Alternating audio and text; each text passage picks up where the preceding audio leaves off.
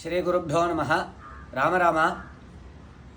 சந்திரகிரகணம் 2026 March 3ஆம் தேதி சம்பவிக்கிறது.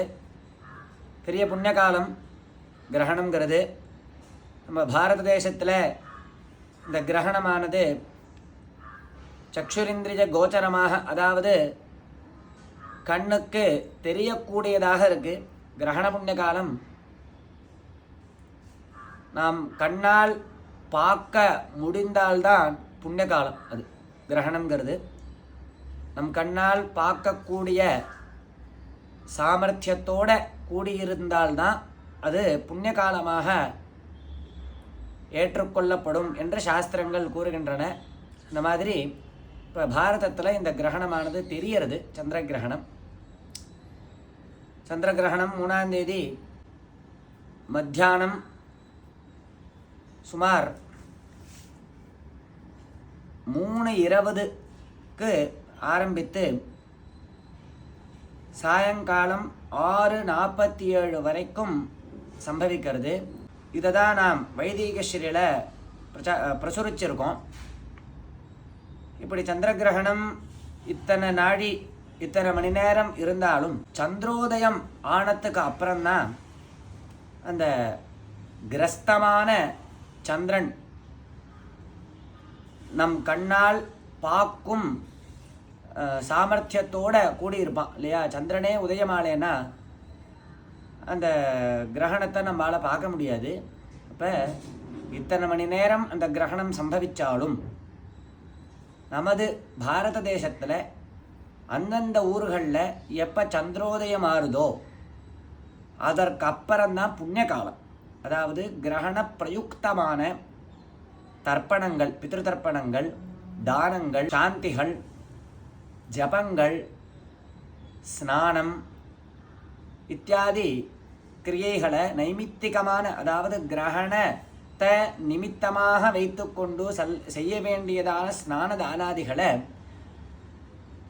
சந்திரோதயம் ஆன பிற்பாடு தான் செய்யணும். அந்த கிரகணம் முடிகிற சமயத்துக்குள்ளே பண்ணணும். ஒவ்வொரு ஊரில் ஒவ்வொரு விதமாக இருக்கும் சந்திரோதய சமயம். அதை அந்தந்த ஊரில் எப்போ சந்திரோதயம் ஆறுது அப்படிங்கிறத பார்த்து நாம் தெரிஞ்சுக்கணும். ஆனால் கிரகணத்தினுடைய முடிவு 6 மணி, அதாவது சாயங்காலம் 6:47. இதில் வித்தியாசம் இல்லை. சந்திரோதயமானதிலிருந்து அந்த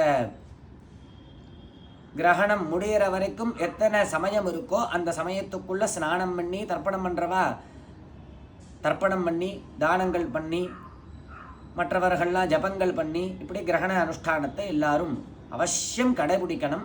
கிரகண நிமித்தமான உபவாசங்களையும் அவசியம் கடைபிடிக்கணும். இது அந்தந்த ஊருக்கு எந்தெந்த சமயத்தில் உதயமாறுது அப்படிங்கிற விஷயங்களை பஞ்சாங்கங்களை பார்த்தும் மற்றும் நமது காஞ்சி ஸ்ரீமடம் கிரகணத்தை பற்றி ஒரு குறிப்பு வெளியிட்டிருக்கா. அதில் பாரத தேசத்தில் இருக்கக்கூடியதான அநேக பிரதேசங்களுக்கு சந்திரோதய சமயத்தையும் புண்ணியகால சமயத்தையும் வெளியிட்டு கொடுத்துருக்கா. அது ரொம்ப உபகாரமாக இருக்கும். அதையும் பார்க்கலாம். நமது வைதீக ஸ்ரீயில் இந்த சந்திர கிரகண காலத்தில் சொல்ல வேண்டியதான ஸ்லோகங்கள், எந்தெந்த நட்சத்திரங்களுக்கு கிரகணம் பிடிக்கிறது, யார் யார் பரிகாரம் பண்ணிக்க வேண்டும் போன்ற விஷயங்கள்லாம் போட்டிருக்கோம்.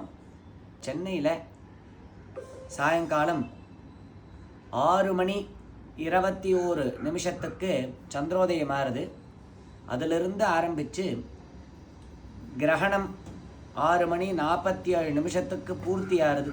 அதுக்குள்ளே நாம் கிரகண நிமித்தமான ஸ்நானத்தையும் தானங்களையும் பித்ருதர்ப்பணங்களையும் அவசியம் அனுஷ்டிக்க வேண்டும். கிரகண தோஷ பரிகாரகமான ஸ்லோகம். இந்திரோநலோ தண்டதரஸ்த ரிக்ஷः பாஷாயுதோ வாயு குபேர ஈஷாः குர்வந்து சர்வே மம ஜன்மர்க்ஷ ராசிஸ்த சந்திரகிரக தோஷ சாந்திம். இப்படி இந்த ஸ்லோகத்தை கிரகண காலத்தில்